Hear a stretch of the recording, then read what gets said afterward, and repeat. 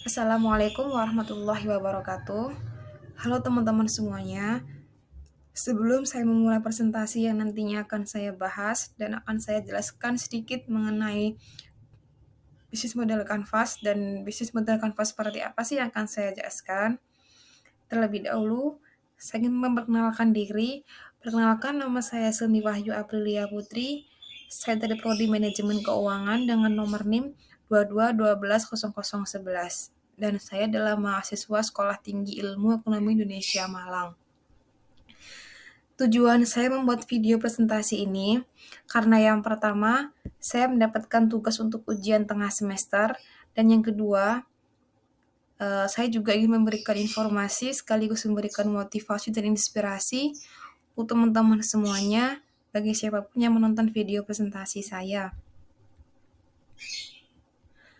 Dalam menjalankan sebuah bisnis, memang membutuhkan perencanaan sebaik mungkin.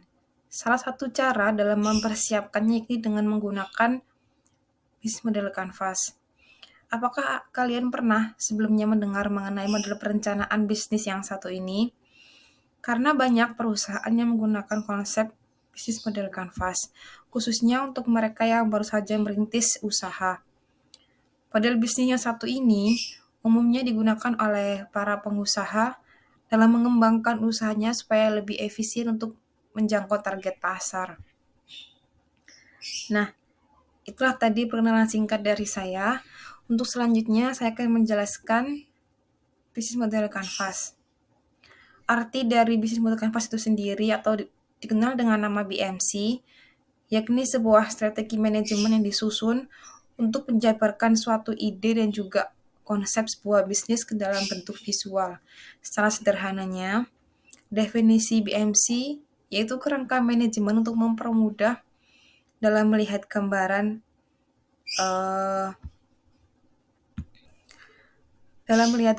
ide bisnis dan juga realisasinya secara cepat. Jika dibandingkan dengan bisnis plan yang berpuluh-puluh halaman, bisnis model kanvas ini jauh lebih ringkas karena disusun ke dalam satu halaman saja. Oleh karena itu, kerangka bisnis ini paling populer di kalangan bisnis startup.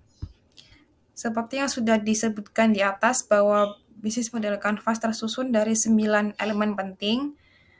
Antara lain, dari elemen tersebut adalah panduan untuk pelaku bisnis dalam menentukan sistem kerja perusahaan dan juga media untuk mengevaluasi kegiatan perusahaan apakah sudah berjalan sesuai sistem atau tidak. Nah, untuk mengetahui informasi masing-masing elemen dalam model bisnis kanvas berikut, di sini sudah saya tampilkan desain bisnis model kanvas yang saya buat. Terdiri dari 9 elemen penting, yakni ada key partners, key activities, key resources, value proposition, customer relationship, channels, customer segment, cost structure, dan revenue streams. Di mana desain produk yang nantinya akan saya jalankan yaitu organic mask. Di sini masker organik saya lebih ke masker organik yang terbuat dari bahan madu. Nah, dari key partners ini, elemen ini merupakan mitra kerjasama pengoperasian organisasi sehingga nantinya perusahaan dapat melakukan keberlangsungan produksinya. Key partners tersebut yaitu ada petani lebah, perusahaan honeybee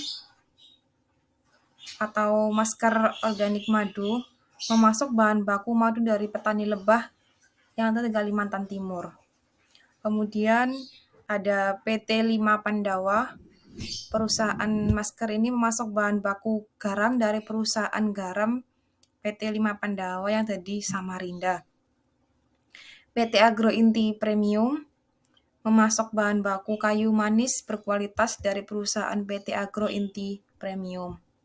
Ada PT Aloe Vera Indonesia juga yang memasok lidah buaya yang berlokasi di Pontianak yang terkenal dengan lidah buaya yang berkualitas di Indonesia.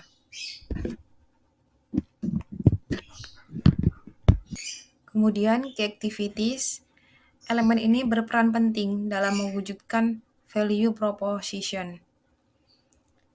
Memproduksi bahan baku dengan kualitas yang bagus, memproduksi masker dengan berbagai varian, memasarkan produk menggunakan sosial media, dan mempromosikan produk dengan cara endorse selebgram yang tepat sasaran. Karena kan sekarang banyak sekali ya pemasaran produk menggunakan sosial media yang biasanya sering kita lihat, yaitu dengan cara endorse selebgram. Kemudian dari key resources menggambarkan aset-aset terpenting yang menentukan keberhasilan pengoperasian model bisnis perusahaan masker organik itu sendiri. Yakni ada bahan baku. Bahan baku ini terdiri dari madu, lidah buaya, jeruk nipis, kayu manis, tenaga kerja. Nah, seperti itu. Bahan baku madu ini sebagai bahan baku utama dalam pembuatan produk Honeybee Mask. Lidah buaya sebagai bahan baku pelengkap dalam pembuatan produk Honeybee Mask, sehingga terdapat varian berupa campuran madu dan lidah buaya. Ada jeruk nipis juga sebagai bahan baku pelengkap dalam pembuatan produk Honeybee Mask, sehingga terdapat varian berupa campuran madu dan jeruk nipis. Ada kayu manis sebagai bahan baku pelengkap dalam pembuatan produk Honeybee Mask, sehingga terdapat varian berupa campuran madu dan kayu manis.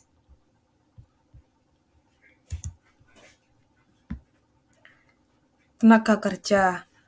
Perusahaan masker organik ini dalam memproduksi produk masker organik dibantu oleh beberapa tenaga kerja, mulai dari proses produksi hingga proses pengemasan. Ada value proposition menggunakan bahan baku alami dan juga pewarna alami.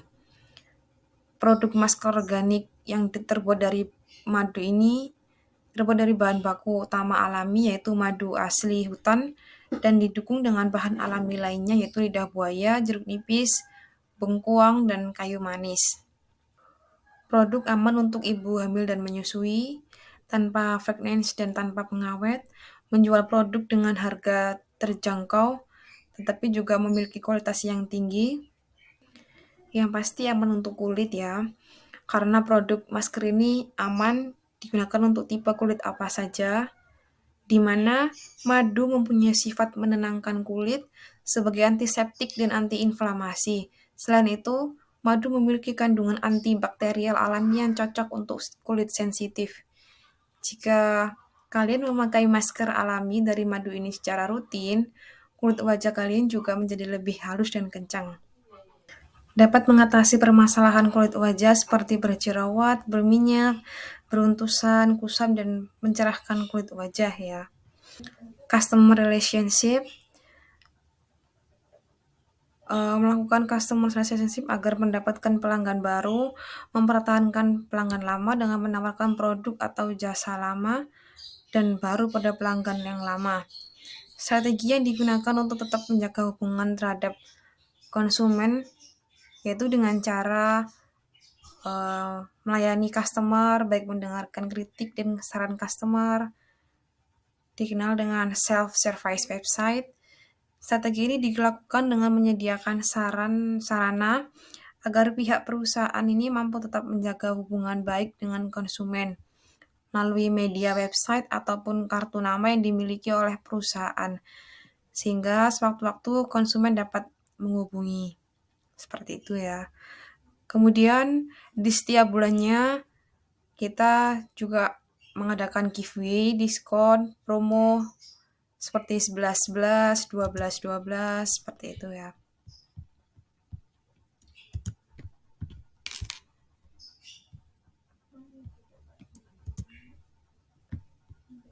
Kemudian ada customer segment. Di sini kelompok orang atau organisasi yang dituju ya.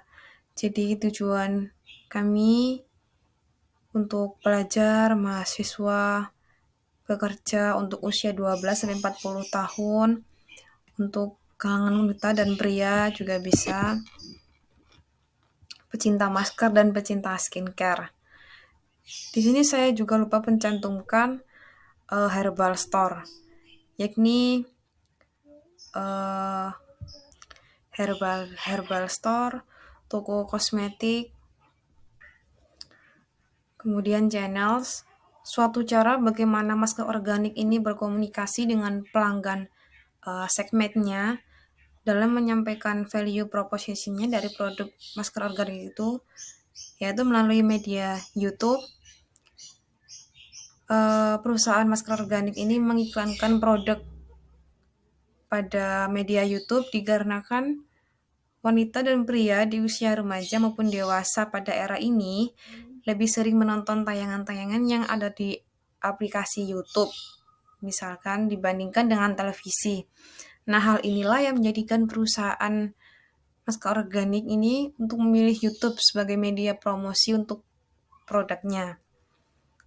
Melalui sosial media Instagram dan Facebook, nah selain media YouTube, wanita dan pria di usia remaja ini pada era ini kerap kali menggunakan sosial media yaitu Instagram dan Facebook, sehingga perusahaan juga mengadakan iklan promosinya melalui sosial media. Bisa melalui website, kegiatan periklanan dan promosi melalui website yang dimiliki.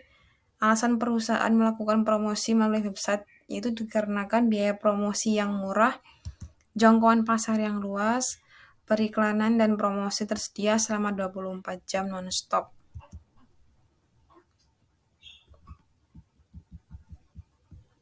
Dan bisa melalui sponsorship, melalui kerjasama sponsorship, sehingga apabila pada acara tertentu masker organik dapat dilakukan promosi melalui pameran mungkin dan sebagainya. Nah, di sini ada cost structure, di mana semua biaya yang muncul sebagai akibat pengoperasian model bisnis ini. Ada biaya mulai dari bahan baku, proses produksi, packaging, dan izin BPOM. Kemudian biaya marketing dan promosi, seperti itu. Ada revenue streams, profit dari hasil penjualan masker organik. Yang ini keuntungan atau laba yang kita dapatkan selama kita mempromosikan barang yang kita jual, produk yang kita jual. Seperti itu. Sudah cukup sekian dari apa yang saya sampaikan, apa yang saya jelaskan. Semoga bermanfaat untuk teman-teman semuanya yang melihat video saya. Sekian dari presentasi saya. Mohon maaf apabila ada kekurangan dan kesalahan dalam penyampaian saya. Sekian dari saya. Wassalamualaikum warahmatullahi wabarakatuh.